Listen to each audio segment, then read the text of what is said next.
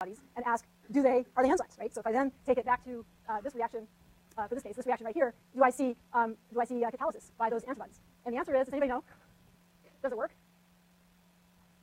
The answer is it kind of does, but not great. Okay, so the answer is that in a lot of these cases, so this has now been done for many different kinds of reactions, and so the answer is that what you often observe when you test these monoclonal antibodies for catalytic properties is that you can often find antibodies that will catalyze the reaction, but they're not that great. Okay, so they might give you a 10-fold or even a 100-fold boost in the reaction rate, but they're nothing like the 10 to the 7th or 10 to the 14th rates that are typical for natural enzymes, right? And so anybody want to just why do you think that is for catalytic antibodies based on what we talked about?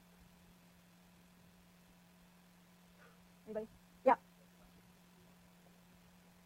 Right, so they might, yeah, that's a good point. So that they might not have a binding site that actually interacts well with the substrate for the reaction. Right? They've been evolved to interact with this transition state analog, but we've been emphasizing the fact that these binding sites are really selective. So maybe they just can't really bind the substrate very well. So that's certainly one reason. It could also be the case that enzyme active sites, as we saw in that RNase A example, they have to not only bind to substrates and transition states, but they actually also have to be able to do chemistry. Right? They have to actually be able to move protons around or strain bonds, things like that. And those might or they might not be the same or compatible with high affinity binding to a transition state analog. So I think it's just it's a little bit the case that it's kind of apples and oranges. Right? You're selecting for binding, but then you're asking that molecule to do chemistry. Sometimes they can, but they haven't really been evolved for that purpose, and so it's a little bit hit or miss whether they'll work or not. Okay.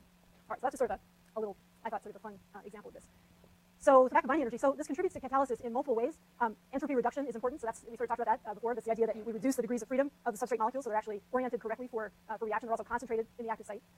Substrate desolvation is another important way that substrates are bound and positioned for reaction because, again, if this is going on in a cell, it's an aqueous environment typically for the cytoplasm at least, and so these substrates are going to be hydrated. They're going to have a shell of water molecules that are hydrogen bonded to them. And one thing that active sites can do is to help to strip those off and again get the substrate oriented so they can interact and do chemistry. And then finally, induced fit, as we said before, is really important for allowing a reasonably high affinity interaction between the enzyme and substrate, but not so tight that chemistry can't happen or the substrate can't change structure as it is converted into product.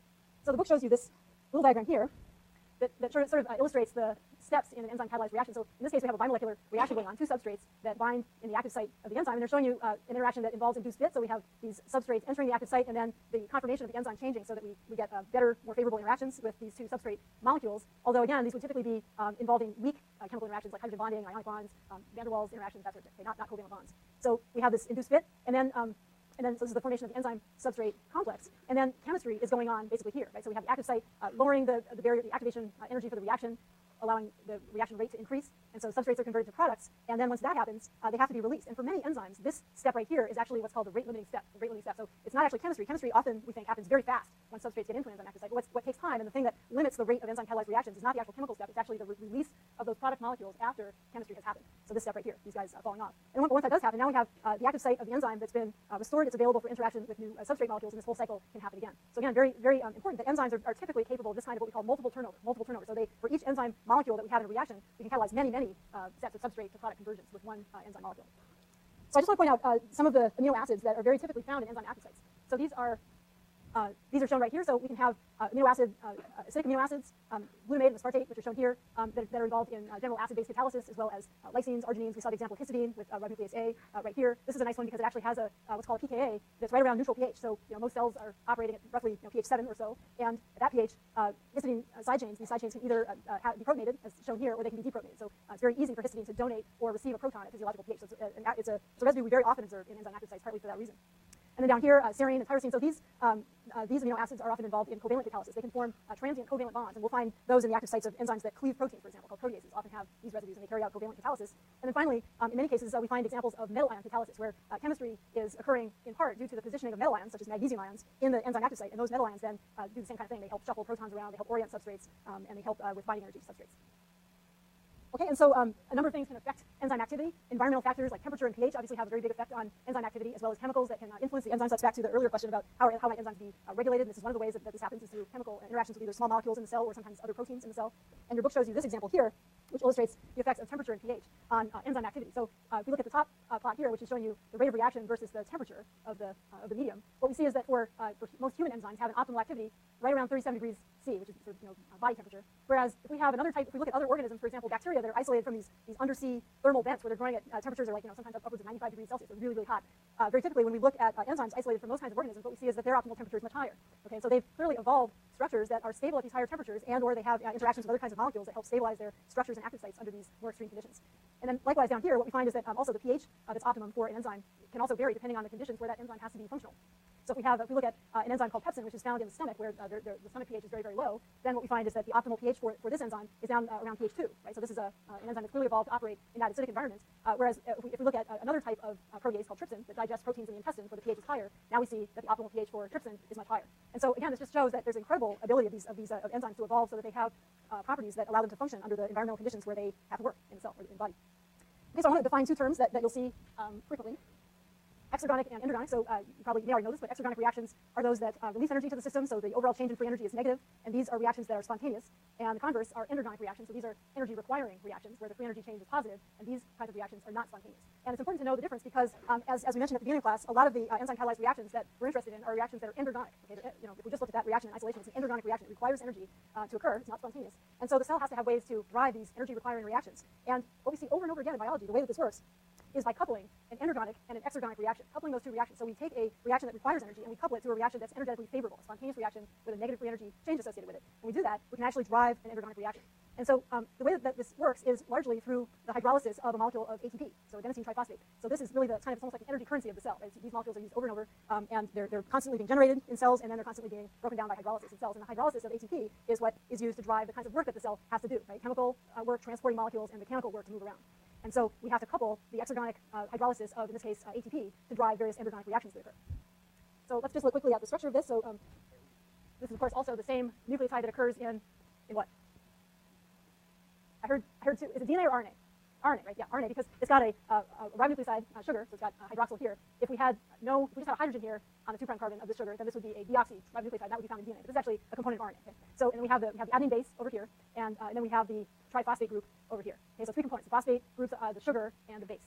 So this molecule is set up very nicely. There's many enzymes that have evolved in cells to recognize ATP and to use it in various different kinds of reactions. And very typically, what happens, I'll show you an example of this, is that ATP hydrolysis it's not just occurring willy-nilly in the cell, right? It's actually coupled to another reaction. And the way that works is to take the terminal phosphate, which is called the gamma phosphate here. When this gets hydrolyzed off of ATP, rather than just floating away, it actually gets added on to another molecule. So we get a molecule that's phosphorylated, it has this extra phosphate group on it, and that phosphorylation event is then what's really used to couple the ATP hydrolysis reaction to a reaction that would otherwise be unfavorable or endergonic in the cell. And this is all done, of course, through enzymes. So this is just showing you that the bonds between these phosphate groups can be broken by hydrolysis, and the energy that's released from ATP when the terminal phosphate bond is broken is typically what's used in these kinds of reactions. Occasionally we'll see two of the phosphates coming off of ATP to produce AMP, adenosine monophosphate, but very typically these phosphorylation reactions involve just the terminal, the gamma phosphate on ATP being added to another molecule. And in the process, that is a very energetically favorable reaction, right? So there's a change in the chemical state toward lower free energy, and that is what helps to drive reactions that would otherwise be unfavorable.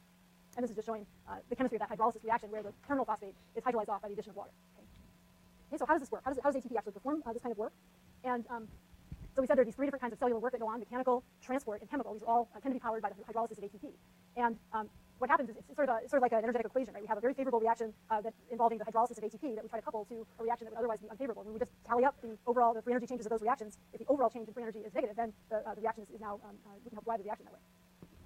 Okay, and so as I mentioned, the way that this happens is that there's typically a transient phosphorylation that occurs of some other molecule when ATP is hydrolyzed, and that allows the recipient molecule to be phosphorylated, and that will then typically favor some reaction that the cell is carrying out. So let's just look at it. This is a very schematic sort of diagram that shows how this coupling might work. And this is an example in which we have glutamic acid, which is one type of amino acid, right, that's being converted through the addition of ammonia to glutamine, which is another type of amino acid. And overall, the free energy change of this reaction is positive. So this is not a spontaneous reaction. It requires energy to do this. And so the way this works in the cell is that this reaction is coupled to the hydrolysis of ATP. So this works in the following way. So we start off with glutamic acid and ATP as our starting reactants, and we have an enzyme that will bind to these, hydrolyze off that terminal phosphate of the ATP, and add it on to glutamate. And so we get a phosphorylated glutamate molecule over here plus a molecule of ADP. And then in the second step of this pathway, we would have a second enzyme that now binds to the phosphorylated form of glutamate plus an ammonia ion molecule, and we have another bimolecular reaction where we have the coupling of this phosphorylated glutamate with ammonia and the release of this inorganic phosphate. And so we can look at the overall energetics of this by just tallying up the free energy change associated with this top reaction here, which is positive, and the free energy change associated with hydrolysis of ATP, which is negative, a favorable reaction. You add those up, we actually get a net free energy change that's negative, right? So the overall change is negative or favorable. So this is a way that cells can couple ATP hydrolysis to actually all sorts of reactions that go on. And this slide here just shows a diagram of how this might work in a transport type of protein, where we have a membrane protein whose job is to transport ions across the membrane. We talked about this example in a past lecture. And the way that this conformational change is triggered in the protein, which is an energy-requiring kind of process, right, to change conformation like that in the membrane, that's actually triggered by, again, these phosphorylation events that result from hydrolysis of ATP. So the very favorable reaction that's being used to drive a reaction that would otherwise be unfavorable by coupling the two together. together through this phosphorylation event. And then similarly down here for motor proteins that have to carry these cargo vesicles and do so by moving along microtubules with conformational changes, those conformational changes are triggered, again, by coupling those events, those changes in structure of the transport protein to, or this motor protein to the hydrolysis of ATP through phosphorylation events.